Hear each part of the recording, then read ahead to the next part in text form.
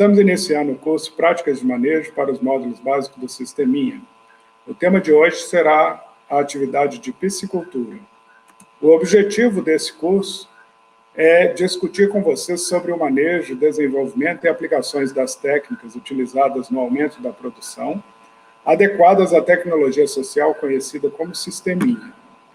Nesta aula, nós falaremos um pouco sobre a preparação do viveiro, os cuidados no transporte e recepção dos alevinos, o arraçoamento, a limpeza do sistema e a despesca. No nosso primeiro tema, a preparação do viveiro para a chegada dos alevinos, nós vamos considerar 3 pontos importantes: a água, a calagem e o teste do sistema de recirculação.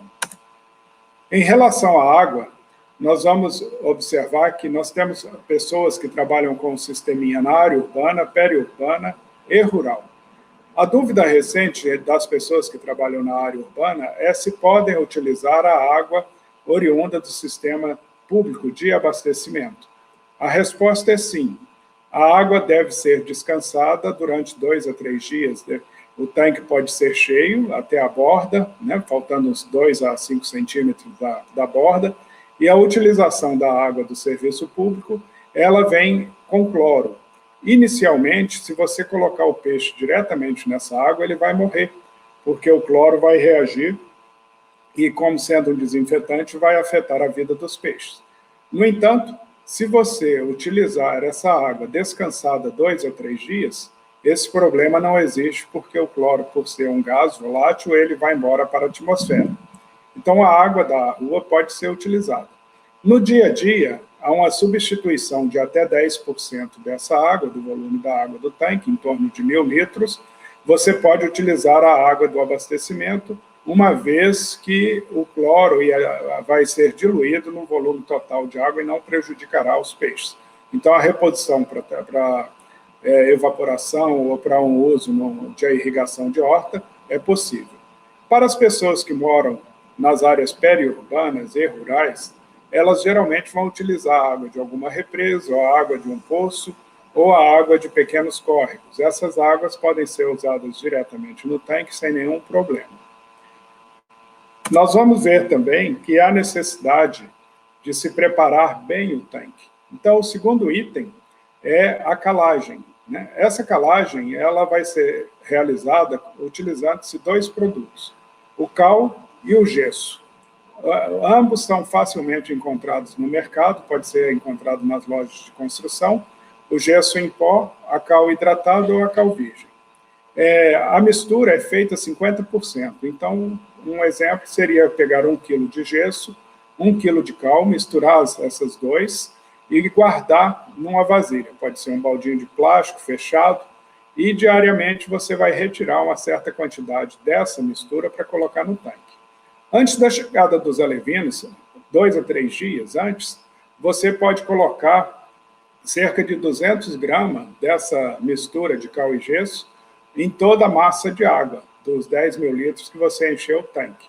Então, imediatamente após encher o tanque, você pega um copo normal, enche de cal e gesso, aproximadamente entre 200 e 300 gramas, que ele vai pegar da mistura, e você pode diluir essa quantidade de cal e gesso na massa toda da água. Então, você coloca no tanque, mistura, agita essa água e deixa descansar por 2 ou 3 dias até a chegada dos alevinos. A colocação desse cal e gesso tem várias funções. Uma delas é que você vai estabilizar a acidez do cimento que foi utilizado na construção, de modo que você não precisa ficar trocando a água do tanque. Encheu ela uma vez, terminou o tanque, a massa secou, você enche o tanque, já coloca essa mistura de cal e gesso na água e deixa ela descansar por 2 ou 3 dias. Então, ela já estará pronta para receber os alevinos. No dia a dia, essa mistura de cal e gesso vai ser colocada apenas 1 colher no sedimentador, para poder manter a estabilidade do sistema. Nós temos também uma outra situação que nós temos uma outra situação de poder verificar o sistema. Então, nós faremos um teste de recirculação. o sistema de recirculação que compõe o sedimentador, o biofiltro, as mangueiras, as bombas, todo esse material deve ser montado com antecedência, colocado para funcionar 2 a 3 dias antes do sistema do sistema iniciar a sua produção. E aí nós vamos encontrar uma sequência de trabalho, né? Depois que esse sistema funcionar adequadamente, você vai mantê-lo ligado durante os 2 dias que antecedem a chegada dos alevinos, para que ele vai misturando também a solução de cal e gesso, vai estabilizando todo o sistema e, ao mesmo tempo, você pode corrigir alguma falha, né, que dê no funcionamento das bombas, das mangueiras, para facilitar a perfeição na sua produção.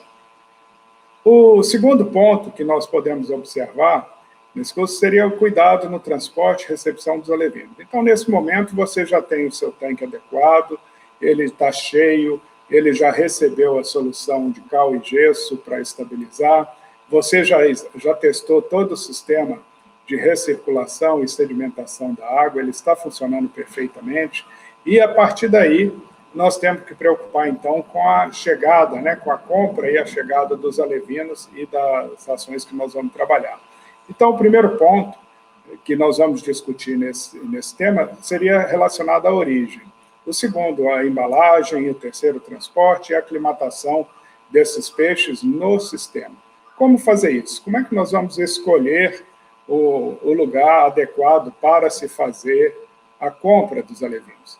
Então, nós temos que preocupar com essa origem, né? Nós devemos procurar produtores de alevinos que já tenham, sejam mais tradicionais, ou que tenham um profissionalismo avançado em relação à produção, que as instalações tenham bastante higiene, né? Que isso indica que tem cuidados com a profilaxia, com a proliferação de doenças.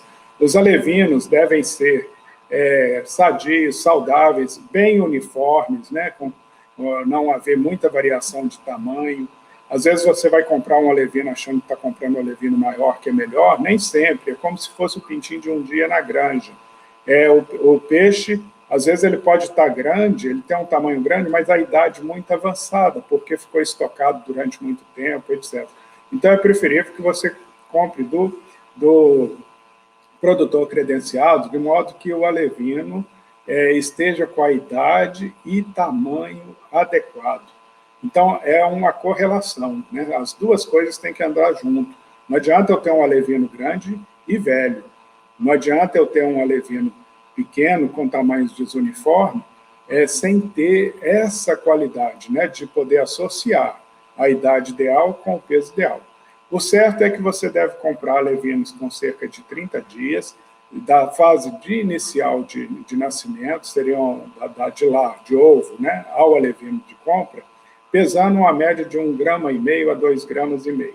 Então, o alevino nessa faixa de tilápia, ele está com o desenvolvimento normal e está seguindo a curva de crescimento que vai permitir você chegar no final de 90 dias na sua propriedade com os peixinhos pesando entre 200 e 300 gramas e com a conversão baixa, inferior a 1,5, ou seja, você vai gastar menos de 1,5 kg de ração para se fazer 1 kg de peixe. O ideal é que ele chegue à fase final de 90 dias, apresentando 250 a 300 gramas, ou seja, 3 a 4 peixes para dar 1 kg. Então, esse alevino tem muito a ver com a origem, né? Pegar o histórico, saber do fornecedor, outros potenciais clientes, ver como que está sendo o desenvolvimento, baixa taxa de mortalidade durante a criação e isento de doenças. Isso é muito importante. A segunda etapa, nós devemos nos preocupar com as embalagens. Então, as embalagens para os alevinos no sisteminha, a gente trabalha com um número muito pequeno, são 150 alevinos por tanque, ela deve ser feita utilizando-se saco plástico, né, esse saco plástico ele vai ter uma capacidade da gente trabalhar com 1/3 do volume dele de água e 3/3 para oxigênio, e deve ser feito com água limpa do viveiro. Os peixes que vão ser transportados devem ter ficado em jejum no mínimo de 6 horas, descansados, e aí ele é embalado de acordo com o tamanho e a distância, né, o tempo que ele vai ter de transporte. Então, para o alevino de 1,5 grama, 2,5 gramas, ele pode ser embalado de diversas formas para garantir uma viagem de sucesso entre 3 e 24 horas. Então, há necessidade que o produtor programe a sua visita junto com o fornecedor, para que o fornecedor possa adequar bem essas embalagens. É interessante que o produtor fotografe, né, os alevinos na chegada, na saída deles e na chegada, antes de abrir as embalagens. Então, essas fotografias vão permitir,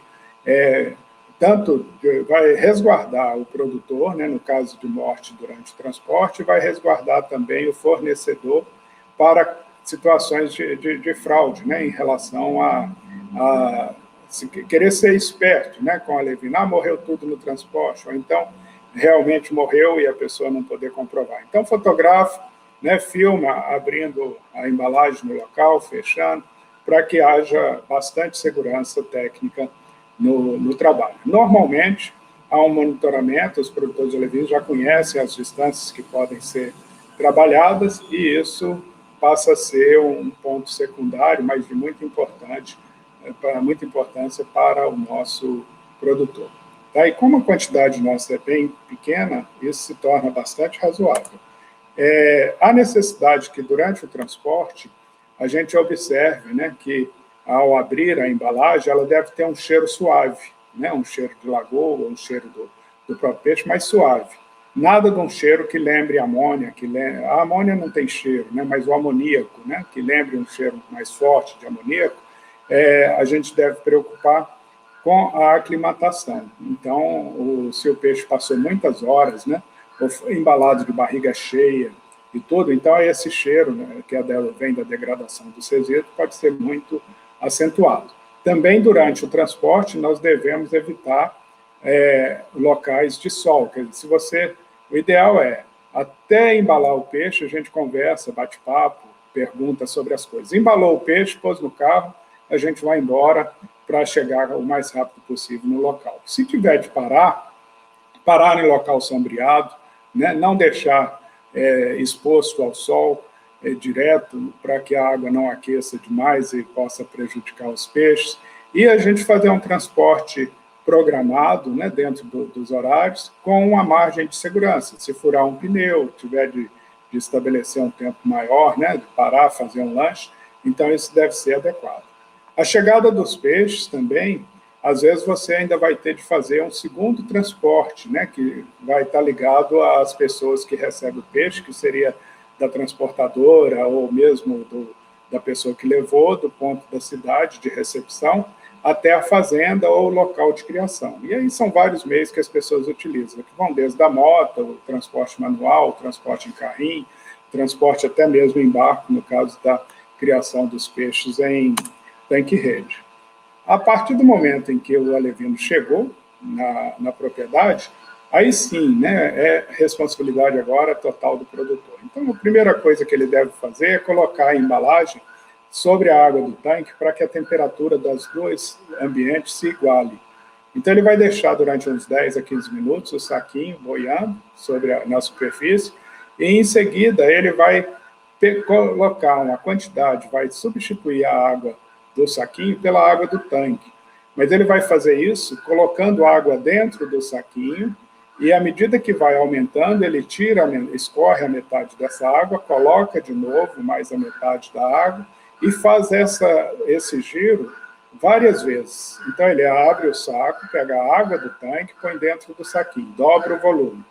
Dobrou o volume, ele esvazia a metade de novo, né, jogando essa água fora, ou mesmo se ele estiver dentro do tanque, ele vai pegar novamente a água do tanque, dobrar o volume. Depois que dobrar o volume, ele despeja, chega na metade do volume, coloca novamente, e aí a água já está, de certa forma, igualada com a variação pequena. Então, esse processo vai demorar uns 5 minutos, aproximadamente, de troca de água. E é um tempo suficiente para que o peixinho possa ir regulando a sua capacidade osmótica e tudo, e equilibrando com a água que estava altamente concentrada de resíduo dentro da embalagem, com a água pura. Então, olha bem, o peixe pode ter o choque químico tanto da água ruim para a água boa, quanto da água boa para a água ruim. Então, a gente fazendo isso gradativamente, a tilápia é altamente resistente e a ideia é não se perder nenhum alevino nessa atividade de transporte e colocação dos peixes. Então, aproveitar esse tempo para observar se os peixinhos têm cauda comida, se estão bem saudáveis, olho brilhante, se não tem peixes comidos, peixe morto, se não estão boquejando, se a embalagem está mantendo a água limpa.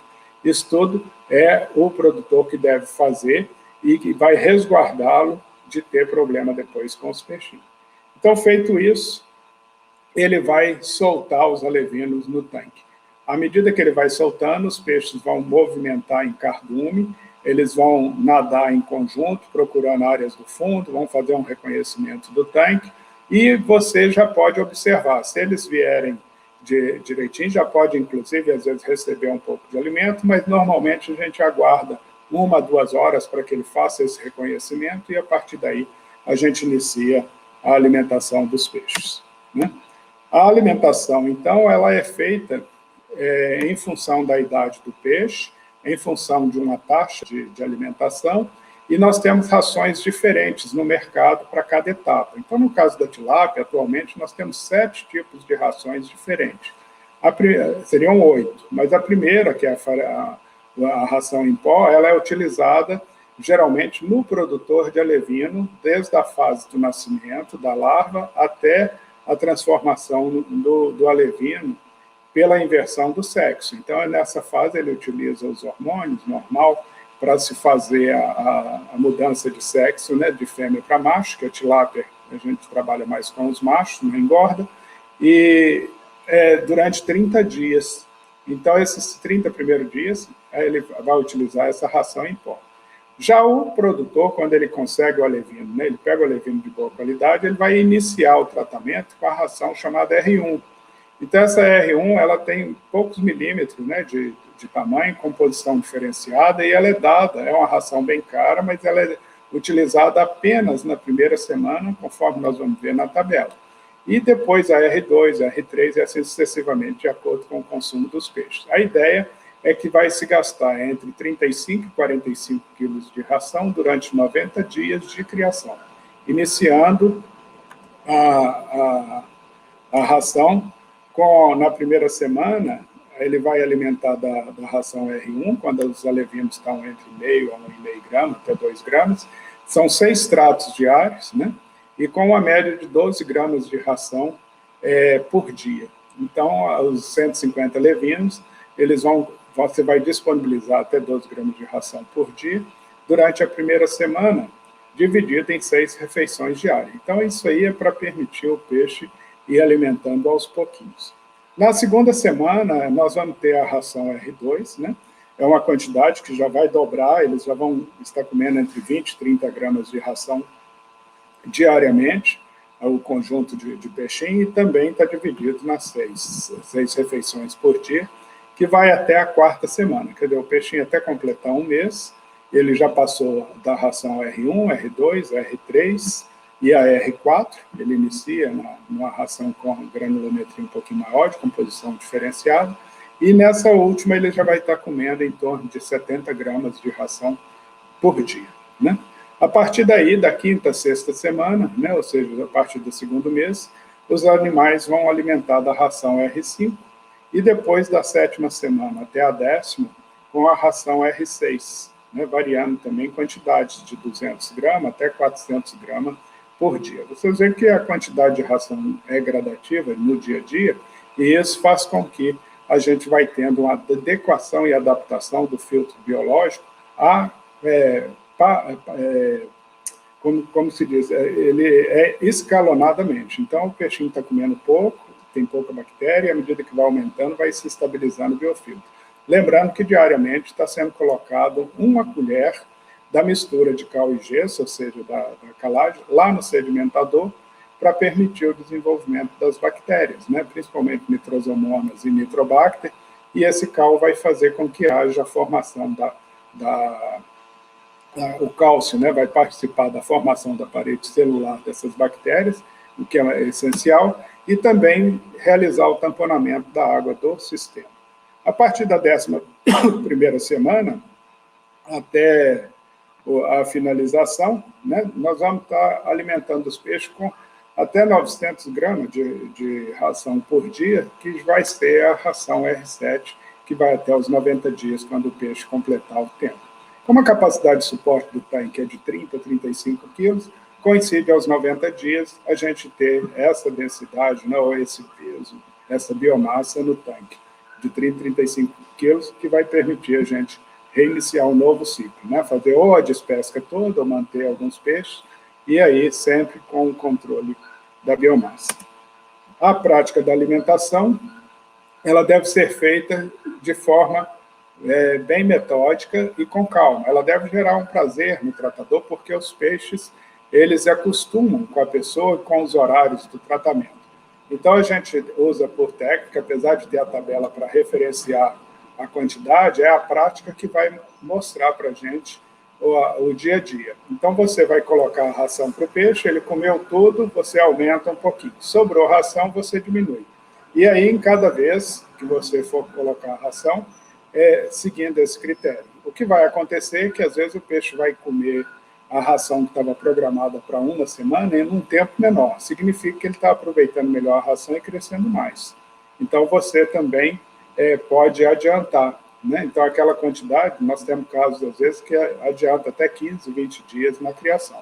O que ele ia conseguir com 90 dias, consegue com 75, com 80 dias. Então, não tem problema. Só não pode dar excesso, ou seja, ficar a ração boiando em cima do tanque, peixe não comendo, ou deixar o peixe com fome durante muito tempo. A tilápia, à noite, escureceu, ela descansa, então ela praticamente dorme, ela vai para o fundo, ela fica quietinha e não se alimenta. Então a alimentação é feita nas horas claras do dia. Você pode iniciar pelas 8 horas, 9 horas da manhã e terminar lá pelas 16, 17 horas a cada dia. Bom, o nosso quarto ponto de importância de manejo no tanque seria a limpeza do sistema. Essa limpeza, ela consiste em 3 elementos importantes que a gente deve fazer uma manutenção semanal e, às vezes, até diária, dependendo de como que está o crescimento ou desenvolvimento desses resíduos. No primeiro caso, as bombas, né, que nós vamos dar uma olhada, as mangueiras e o sedimentador. As bombas que são utilizadas no sisteminha são bombas de aquário, são bombas simples, a gente tem utilizado e recomendada a SB 2000, né, que é uma bomba de aquário, e essa bomba, ela tem a vantagem porque ela é bem removível, você consegue desmontar a bomba, e você tem a identificação das peças, e essas peças são encontradas também no mercado para se fazer a reposição. Então, ela tem a bombinha completa, ela tem uma parte conhecida como voluta, que seria a tampa, né? Nós temos o comando de impulsor, né? Que ele é formado pelos coxins, pelo eixo e também pelo comando, que vai fazer a rotação. E nós temos ainda um anel de vedação e, por último, o indutor, que seria a peça maior da bomba. Então, essas peças elas são facilmente retiradas, você destampa a voluta, e dessa retirada, nós podemos observar o coxim, que é as 2 pecinhas de borracha, o eixo, anel de vedação. Então, esse material, numa bacinha de água paralela, você lava com só uma escova de dente, não há necessidade de colocar nenhum produto, nem sabão, é apenas água, e essa água, depois de lavada as peças, monta a bombinha na mesma sequência, ou seja, coloca-se o conjunto impulsor, né? A gente coloca o eixo, os coxins, coloca o anel de vedação, aí depois coloca o conjunto impulsor dentro da bomba e fecha a voluta e testa novamente o funcionamento dela, né, antes de colocar nas mangueiras. Feito isso, está pronto. Além das bombas, né, nós podemos encontrar também situações de limpeza. Por exemplo, quando se esquece ou se por algum acidente não se faz a proteção da entrada de água, ela pode sugar, pode entrar materiais que estão flutuando como pedacinhos de madeira, pedacinhos de folha, palha, algum eixo da corda, e isso pode agregar, né, no sistema impulsor e pode fazer com que ele pare, trava e pode queimar a bomba. Então, é interessante que diariamente a gente observe se o funcionamento está ok, olhando o retorno e as saídas da água. E uma vez por semana a gente desmonta o sistema, tira as bombas, fazendo a limpeza. Também é muito comum o coxim, por ser de borracha, ele furar. Então o eixo ele vai ficando muito apertado, vai vibrando, e pode furar o coxim, e o eixo pode inclusive até sair e a bombinha ficar parada ou travada. Então a gente, fazendo a manutenção semanal, a gente evita esse tipo de problema. E se a bomba ficar muito tempo, devido à deposição de cálcio e outras sujeiras, ela acaba tendo um mau funcionamento. Então a limpeza e a manutenção é importantíssima. Nós vamos ver daqui a pouquinho também um vídeo, né, pequeno, que vai demonstrar essa parte de limpeza da bomba. As mangueiras, né? As mangueiras também fazem parte do sistema e elas devem ser limpas semanalmente.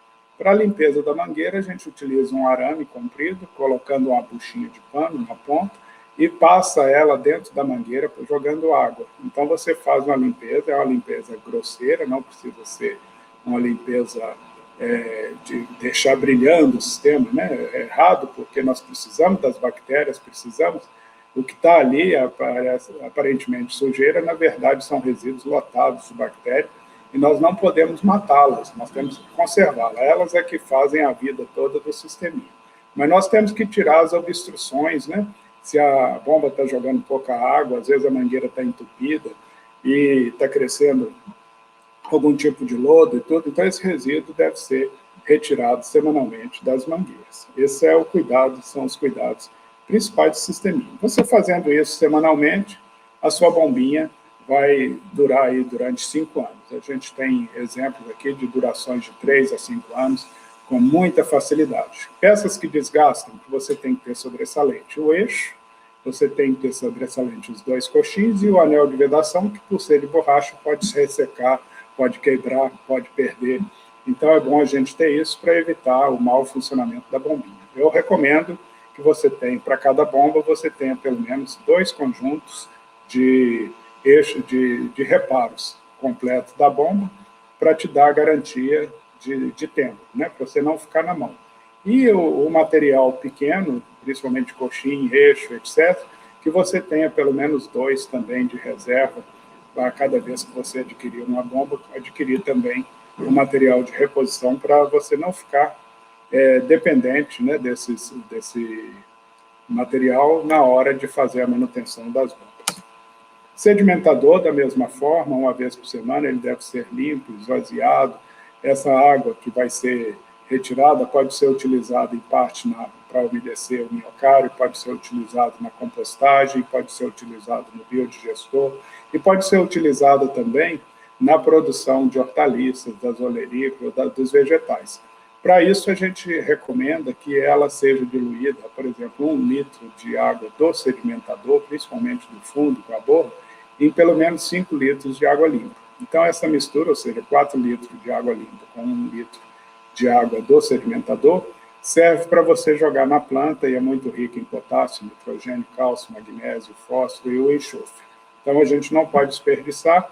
E, detalhe, essa tela, né, o balde que vai dentro do sedimentador, ele deve ser remexido, revirado antes do esvaziamento, para que você possa limpar as cordas. Não é lavar, é só revirar. Então, como eu disse, é uma limpeza brusca. Nós vamos ver no vídeo, daqui a pouquinho, como isso é feito, e vocês vão observar que é uma limpeza grosseira. É só para desimpedir as fibras, né, as cordas e tudo, de se manter adequadamente para a água poder circular. A gente não lava. O biofiltro, por exemplo, que é o que vai na superfície da água, esse jamais você vai limpar.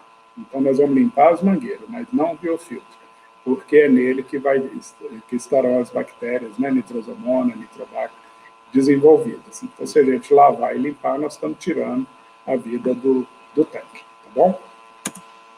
Detalhe, com a despesca. A despesca, o peixe nessa piscicultura é feito para a alimentação da família. Então, um tanquinho, a OMS recomenda 12 a 13 quilos per capita ano para as pessoas, então isso daria em torno de 60 quilos de peixe por ano, mas no sisteminha nós produzimos 30 quilos a cada 3 meses. Então, a pessoa pode ter de 3 a 4 ciclos de 30 quilos por ano, quer dizer, pode produzir de 90 a 120 quilos de peixe, ou seja, o dobro da recomendação da OMS para que uma família de 4 a 5 pessoas coma peixe pelo menos 2 ou 3 vezes por semana, o ano todo.